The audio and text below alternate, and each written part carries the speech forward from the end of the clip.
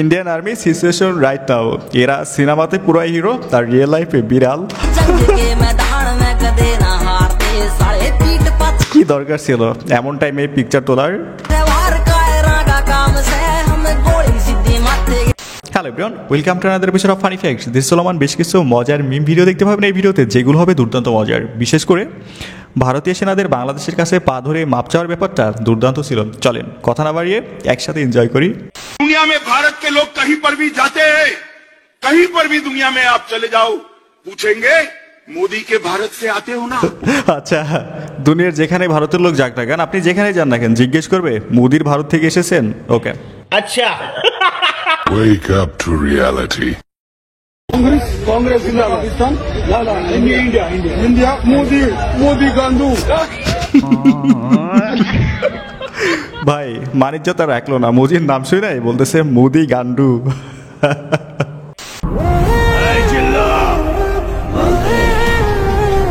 ও মাই god, পুরো সাকিব খানের copy.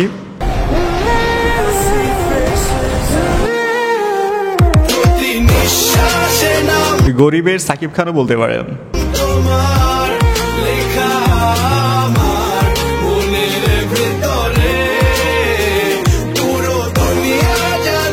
এই জাপুরা, তোমাদের যাদের সাকিব খানকে শুয়ে দেখার ইচ্ছে, কিন্তু যে ইচ্ছে কখনো পূরণ হবার নয়, তারা চাইলে তাকে শুয়ে দেখতে পারো, আবার শুয়ে দেখেও না।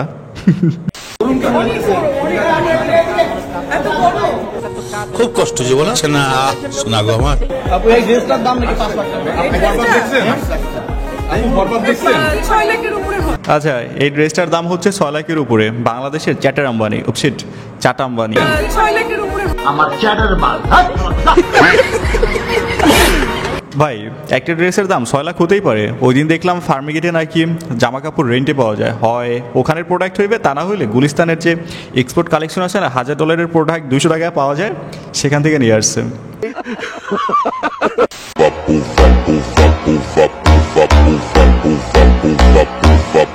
ওয়েট ফর ইট, বেডি মানুষ দেখার খুব শখ না? তোমার ভাই শিখাইছিল বলবা মায়ে।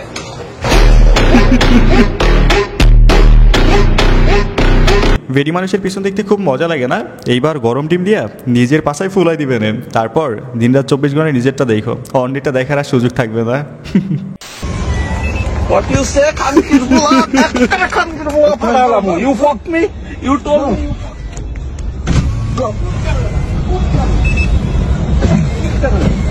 ভাই পুলিশ কোন দেশে ডাজেন্ট ম্যাটার, দিন শেষে একজন বাঙালি, বাংলাদেশের ঐতিহ্য ধরে রাখতে হইবে। 1000 মাইল দূরে গিয়েও বাংলাদেশকে খুব সুন্দরভাবে রিপ্রেজেন্ট করতেছে, দেখলেন তো? এখন যদি ক্যামেরাম্যান বাংলা একটা গালি দিত না, তাইলেই খেলা জমে যেত।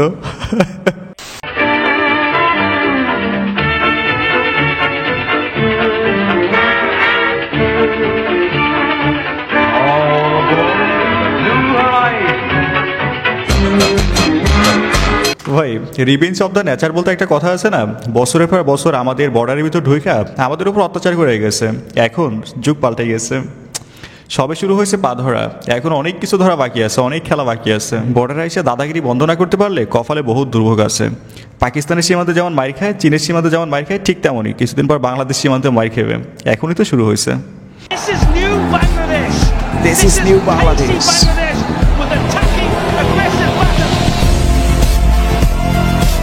ভাই এই পিকচারের দিক তাকালেই মনে হয় আমরা যেন সেই আমাদের পুরনো বিডিআর বাহিনীকে ফিরে পেয়েছি। আমরা অনেক সহ্য করেছি, আর না, এখন থেকে শুরু হবে অ্যাকশন।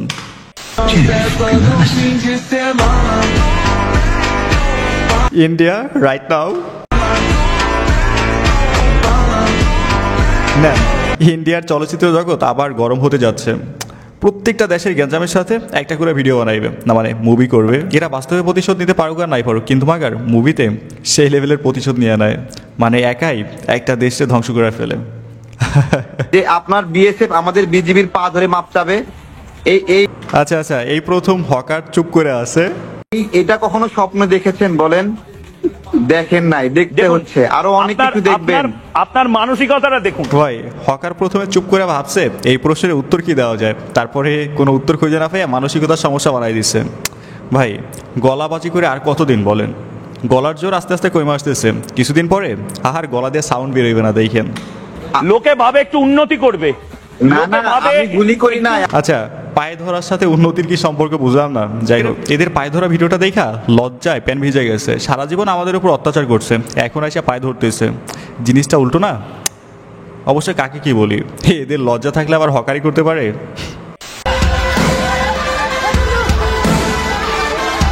আচ্ছা, এখানে হচ্ছে বিএসএফ বাংলাদেশের একটা গ্রামের ভিতর ঢুকছিল। এখন আপনারা শুধু সাহসটা দেখেন গ্রামবাসীদের।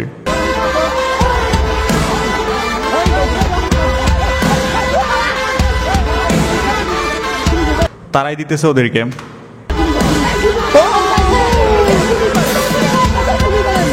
ভাই অবস্থা দেখছে, লাঠি নিয়ে বাইরে যাইতেছে। ভাই এই না হলে বাঙালি বলেন, ওদের হাতে অস্ত্র ছিল তাও লাঠি নিয়ে তাড়াইতে যাইতেছে। ভাগ্যিস অস্ত্র ছিল, তা না হইলে লাঠি দিয়ে ফিটে সোজা বানাই ফেলতো।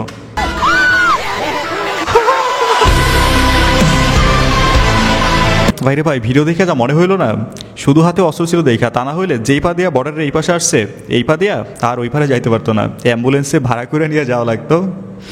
সীমান্ত উত্তেজনার মধ্যেই প্রথম আকাশ যুদ্ধে মুখোমুখি ভারত পাকিস্তান। তবে সেই যুদ্ধে লেজ গুটিয়ে পালিয়েছে ভারতের বিমান বাহিনী লেজ গুটিয়ে পালিয়েছে। বাহিনী নিয়ন্ত্রণ রেখার কাছে রাতের অন্ধকারে ভারতের 4টি অত্যাধুনিক রাফায়েল যুদ্ধ বিমান শনাক্ত করে পাকিস্তান। এরপর দেশটির বিমান বাহিনী ওই 4টি যুদ্ধ বিমানকে তাড়া করে। শুরু হয়ে গেছে আকাশে ধাওয়া ধাওয়ি। তখন ধাওয়া খেয়ে পালিয়ে যায় ভারতের যুদ্ধ বিমানগুলো। পাকিস্তানের বিমান বাহিনী বলছে মঙ্গলবার গভীর রাতে এই ঘটনা ঘটেছে। Pakistani people right now. ভাই এখানে হাস্যকর ছিল ভারতের বিমান বাহিনী লেজ গুটিয়ে পালিয়েছে এই কথাটা। মুভিতে দেখা যায় ভারতের একজনই পাকিস্তানকে মেরে ধরে একদম শুয়ে ফেলে, কিন্তু বাস্তবতা পুরোটাই উল্টো। একটা ভালো দিক একটা খারাপ দিক বলো। বিয়ে করার একটা ভালো দিক একটা খারাপ দিক বলো। বিয়ে করা ভালো, চারটেন এক জায়গায় হয়। কি কি কি কি কি আরে বলুন, চারটেন এক জায়গায় হয়। বিয়ে করা ভালো, চার ঠ্যাং মানে চার পা এক জায়গায় হয় কেমনে বুঝলাম না তো। খারাপ দিক কি? খারাপ দিক পরে নিয়ে গেলে এসে পালা লাগে। ভাই চার পা এক জায়গায় করতে খুব মজা না, তার পরের মায়ের পালতে খুব কষ্ট। আওয়ামী লীগ ক্ষমতা ছিল, বিএনপির ক্ষমতা ছিল, আমি ব্যক্তি জাহান্নামী হয়ে গেলাম, আমার কোনো লাভ আছে?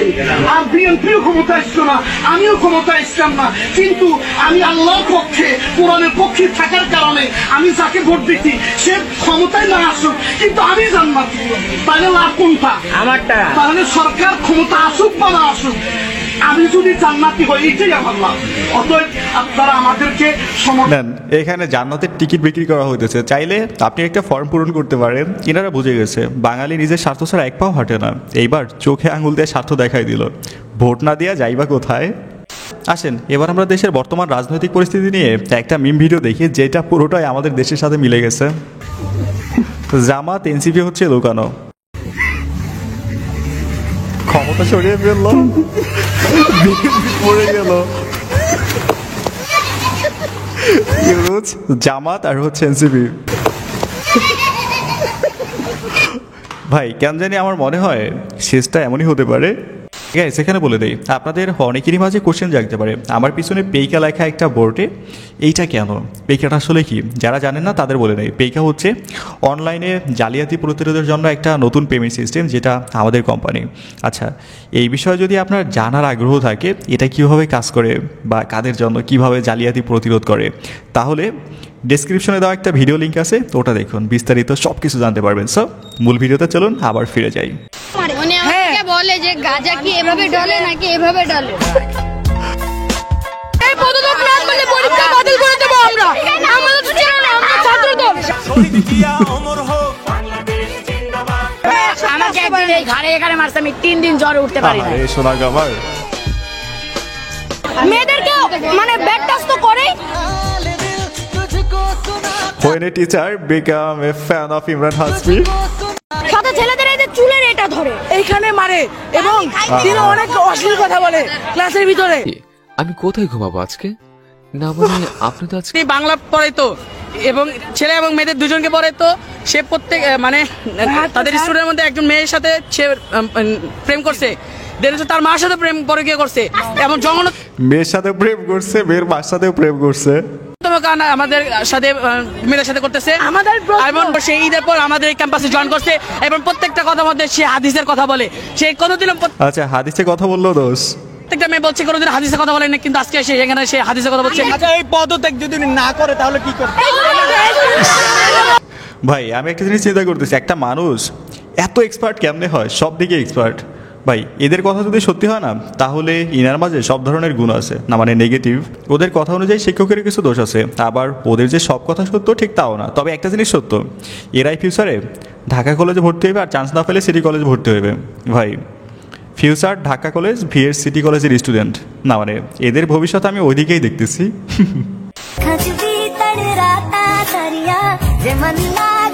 ও মাই গড ভাই অবস্থা দেখছেন, ডেটে গিয়েও শান্তি নাই, ক্যামেরা একটা নিয়ে ঢুকে গেছে, শালা সব জায়গায় ক্যামেরাম্যান হাজির।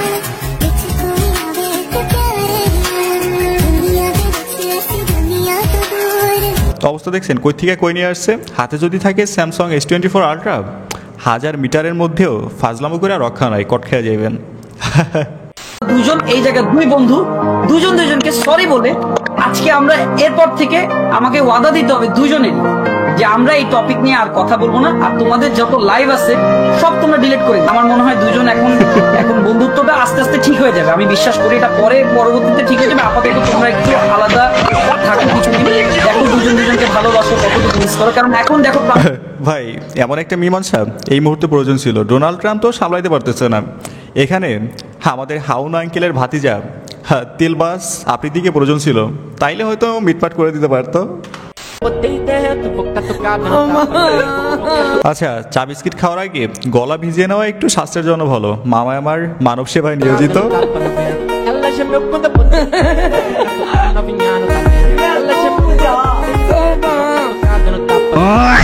একটু পরে এইটা দিয়ে গলা ভিজানো হবে।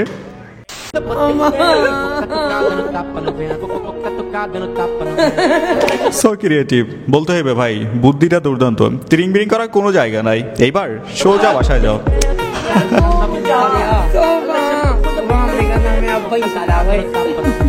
গাইস ভিডিও শেষ পর্যায়ে বলতে চাই, ভিডিওটা যদি এই পর্যন্ত দেখছেন, যদি ভালো লেগে থাকে অবশ্যই একটা লাইক করবেন, যদি সম্ভব হয় একটা শেয়ার করে দিবেন, চ্যানেল নতুন হলে সাবস্ক্রাইব করবেন, আর পেজ হলে ফলো করবেন। সো আল্লাহ হাফেজ।